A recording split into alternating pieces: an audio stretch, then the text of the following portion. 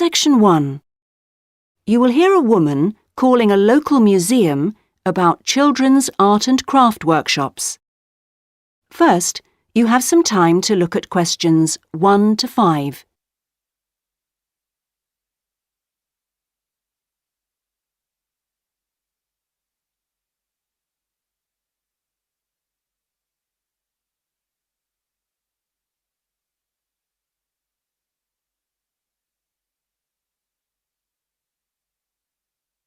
You will see that there is an example that has been done for you.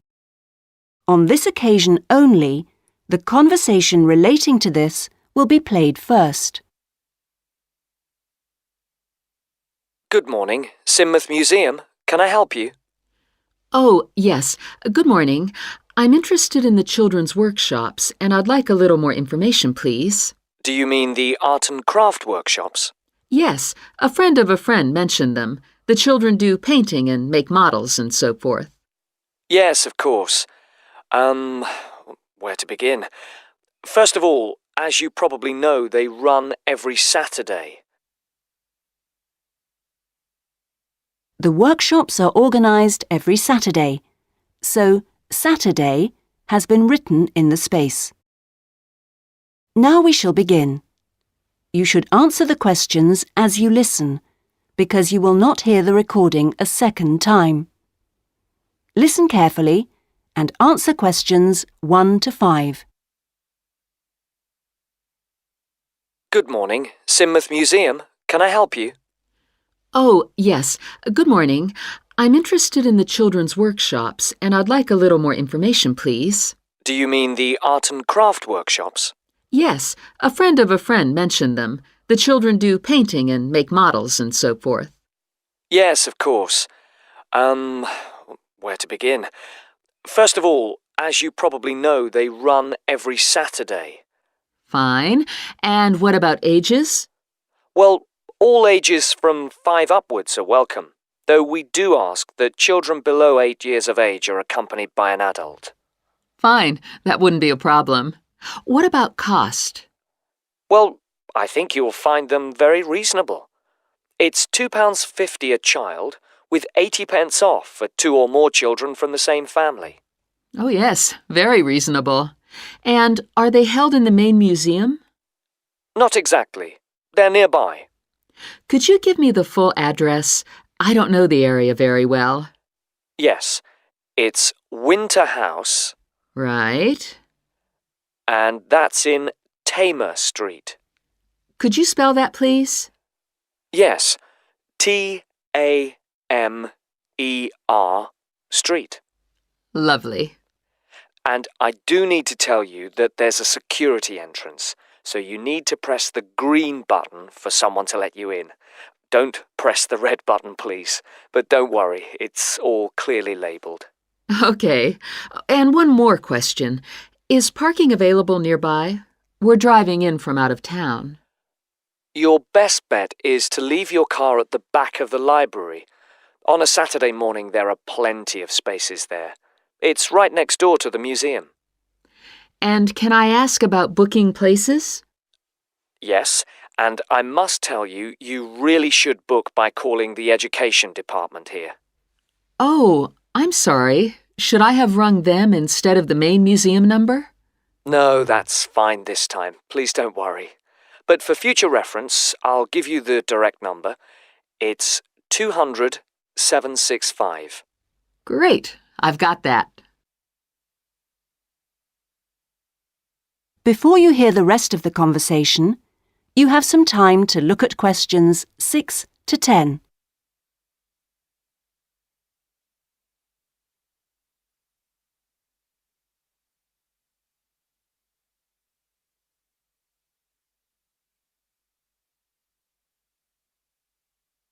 Now listen and answer questions 6 to 10. But I'm very happy to give you information about the next 2 workshops. On Saturday the 16th, there's building castles. Oh, sounds great. This involves quite a bit of glue, so just make sure the kids are in old clothes. I know. Ones I don't mind getting mucky. Exactly. And if possible, could you bring along bottle tops, which the children might be able to use in the models, as decoration? We'll certainly try to find some for you. Then the following week... That'll be the 23rd, won't it? Yes, that's right. On that day, it's what we call undersea worlds. This is where they make scenes with fishes, underground caverns, and so on. Is that likely to get very dirty? Lots of paint splashes? Not really, so we don't recommend any special clothes for that one. But if you could search out some silver paper to bring along to use in the sessions, it's shiny, it looks like water, that'd be great. Yes, of course. We'll see what we can come up with. Well, thank you ever so much for all your help. The sessions sound really good, and I'll certainly book up for the next 2. Lovely. Thanks very much for ringing. Bye. Bye-bye. That is the end of section 1. You now have half a minute to check your answers.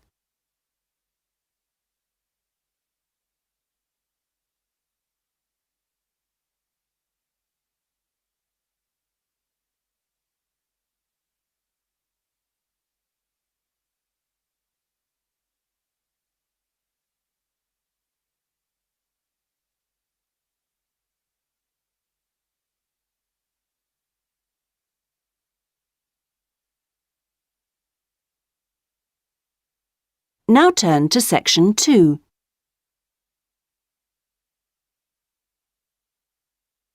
Section 2. You will hear a customer services official giving information to a passenger at a railway station in a town called Trebirch. First, you have some time to look at questions 11 to 17.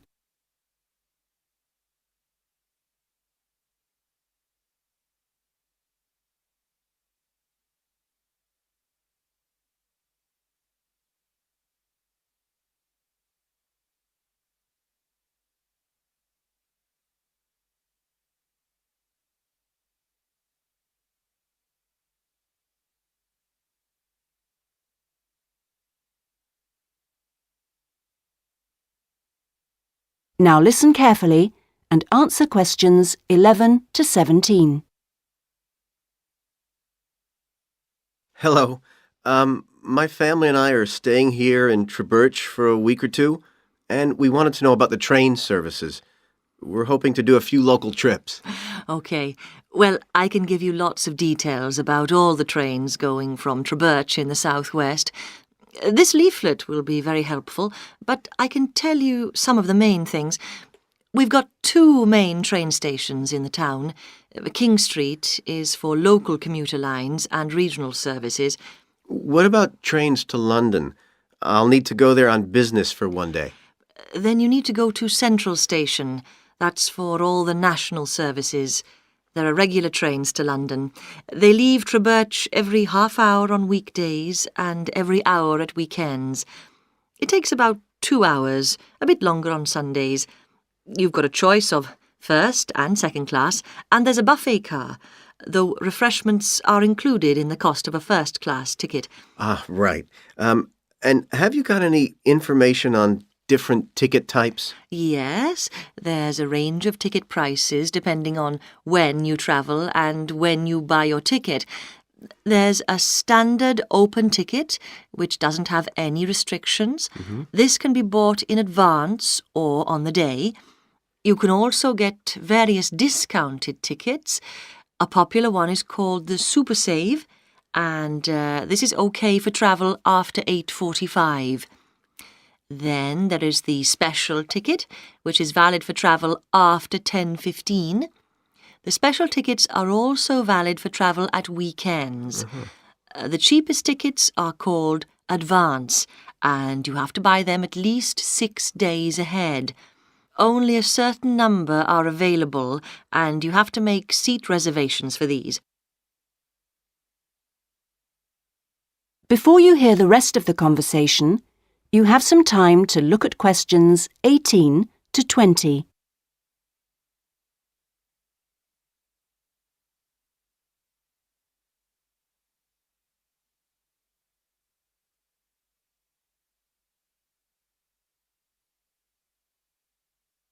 Now listen and answer questions 18 to 20. Thanks. And are there lots of places to go to around here? Oh, yes. You can enjoy many days out. There's the Merthyr Mining Museum, which is only half an hour from Trubirch by train. Your children will find it just as fascinating as any theme park, and they can ride in the original miners' lifts and on the coal trains. There are special excursion tickets which include entrance fees. Mainline trains also offer direct services to Bristol, where you can visit the docks or spend a great day out with the children in the zoo, which is set in the parkland that used to surround the old castle. Special family away day fares are available for this service now during the school holidays. Alternatively, you can be in Birmingham in only an hour and a half, where there's lots to see and do, including the new and internationally acclaimed climbing wall built on the site of the old aquarium. We will also be running a special service to Newport when the new Science Museum opens next year, as we anticipate a lot of visitors in the opening weeks. I'd advise you to call early to book your tickets. Is that okay? Yes, thanks. That is the end of section 2. You now have half a minute to check your answers.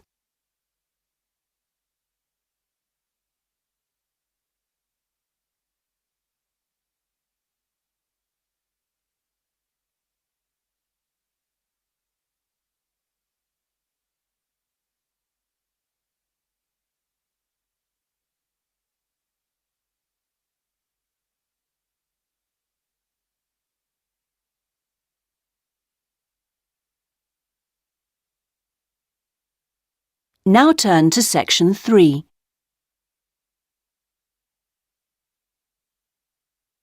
Section 3. You will hear a discussion between a tutor and an education student called Sandy about the student's dissertation. First, you have some time to look at questions 21 to 25.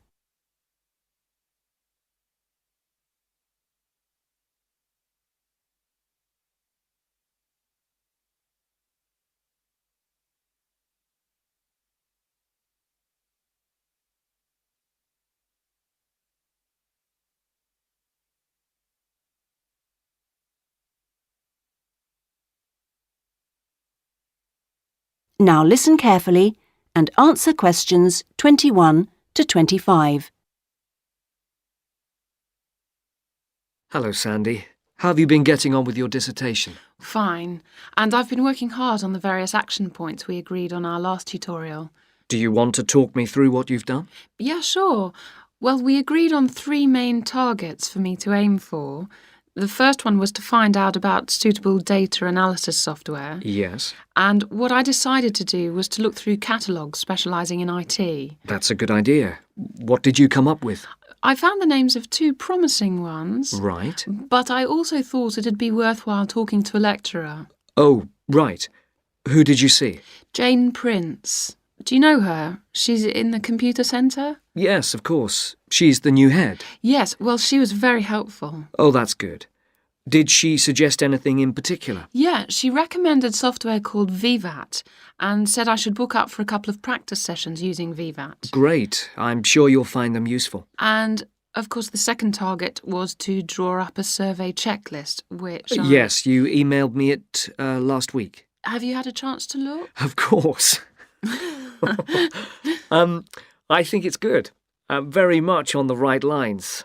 I'd say your first 2 sections are spot on. I wouldn't suggest that you change anything there, but in section 3 you really do need to have questions on teaching experience. Yeah, I was thinking that section looked a bit short. Right.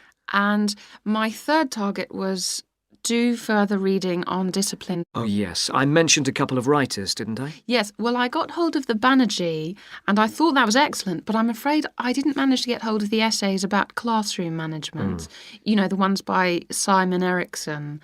The bookshop said it was out of print, and the library doesn't have a copy. Oh, right. And I'm afraid I've lent my copy to another student. What I suggest you do is try the library again. This time apply for it through the service called Special Loans. Have you done that before? You're entitled to 6 books a year. Yes, no problem. That's what I'll do. So, lots of useful work done. Before you hear the rest of the conversation, you have some time to look at questions 26 to 30.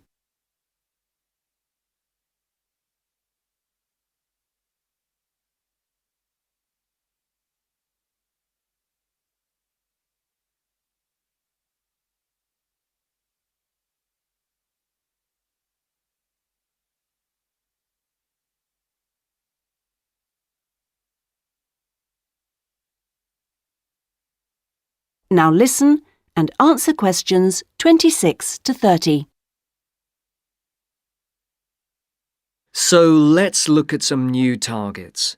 We'll start by having a chat about your Chapter 1. I very much enjoyed reading it.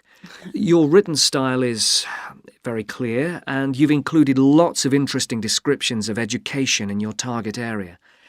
I've just got a couple of suggestions for some additional work. Of course. Could I just ask, what do you think I should call it? Well, I'd go for something like context review. What do you think? Well, short and to the point. Exactly. Now, as regards specific areas to work on, I'd be quite interested to have a few more statistics about the schools in the different zones. Oh, that wouldn't be a problem. I can get them from the internet. Great. And although you did make a reference to quite a few different writers, I think you should aim to cite more works written later than 2000. OK, that's more difficult, but I can try. When do you want that done by? Oh, it's not urgent. I should aim for the end of term. But in the meantime, I think you should also be thinking about Chapter 2. Should I be drafting it already? No, but I think you should note down its main sections. Yes. You know, I always find that the hardest part... I always find it helpful to put some ideas on index cards. Yeah. And then you can sort them and even lay them out on the floor. It's a real help. Well, I'll certainly try it. When would the deadline be for that? My advice would be to get it done before you embark upon the research. You can always change it later if you need to. OK, I'll get going on that then. That is the end of section 3. You now have half a minute to check your answers.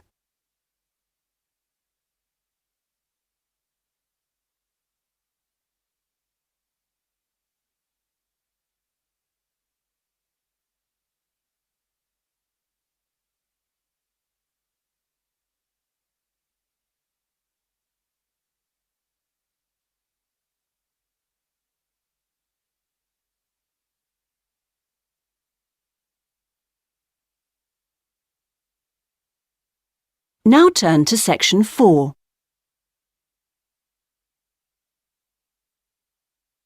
Section 4. You will hear part of a lecture about the history of moving pictures. First, you have some time to look at questions 31 to 40.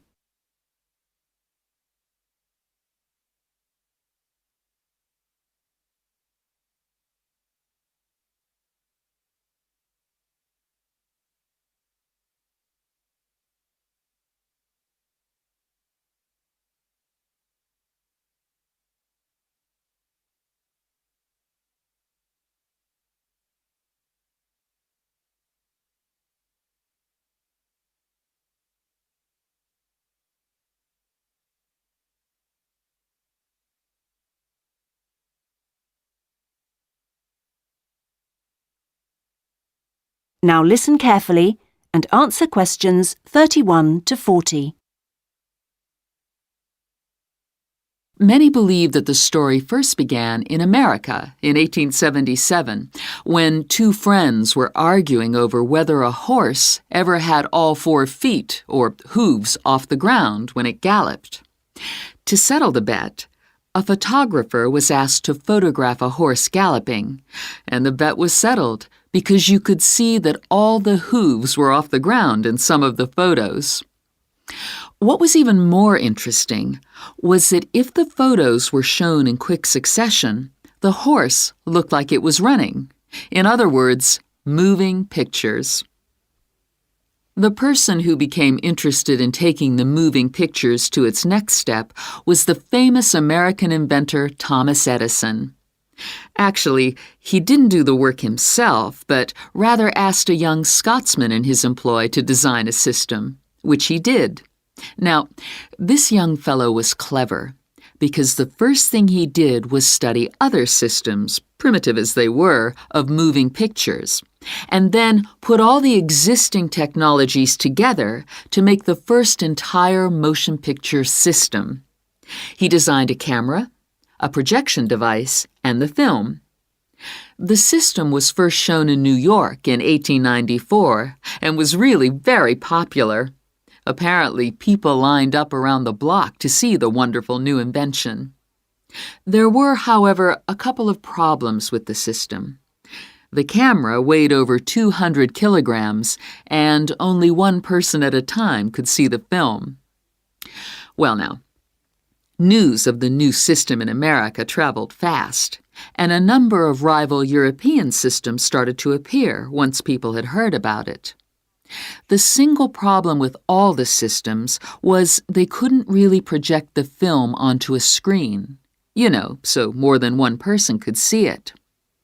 Then, in 1895, 3 systems were all developed, more or less at the same time and independently of each other. I guess the most famous of these was by the Lumière brothers from France, and they called their system the cinematograph, which of course is where the word cinema comes from. There were also 2 brothers in Germany who developed a successful system, and they called it a bioscope. Well, now once the problem of projection had been solved, the next challenge for the inventors was to make the films longer and more interesting. A continuing problem at the time was that the films had a tendency to break when they were being played, a problem which was caused by the tension between the 2 wheels, or reels as they are called, which hold the film. Now, this problem was solved by 2 American brothers. They developed the Lantham loop, which was the simple addition of a 3rd reel between the 2 main reels. And this took all the tension away, with the result that the film stopped snapping.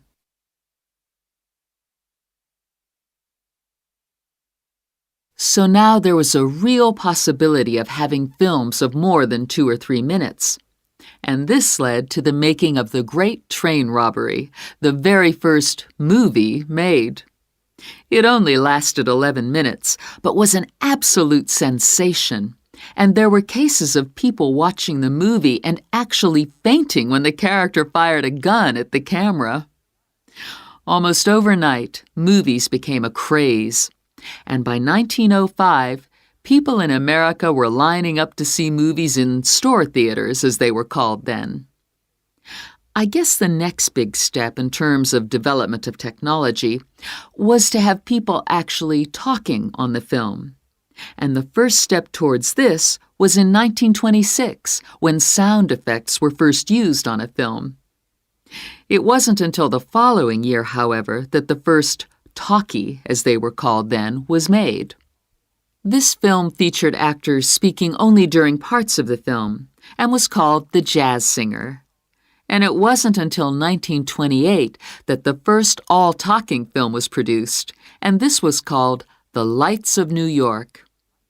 Unfortunately, the sound on this early film was not very good, and I believe they put subtitles on the film. That is, they printed the dialogue along the bottom of the film to compensate for this poor sound quality. Now, with the addition of sound, moving pictures became far more difficult to make. That is the end of section 4. You now have half a minute to check your answers.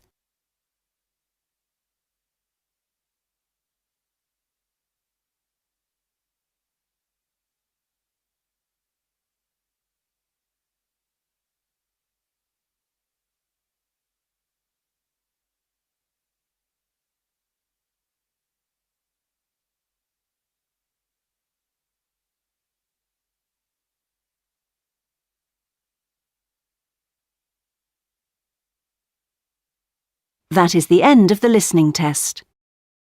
In the Ielts test, you would now have 10 minutes to transfer your answers to the listening answer sheet.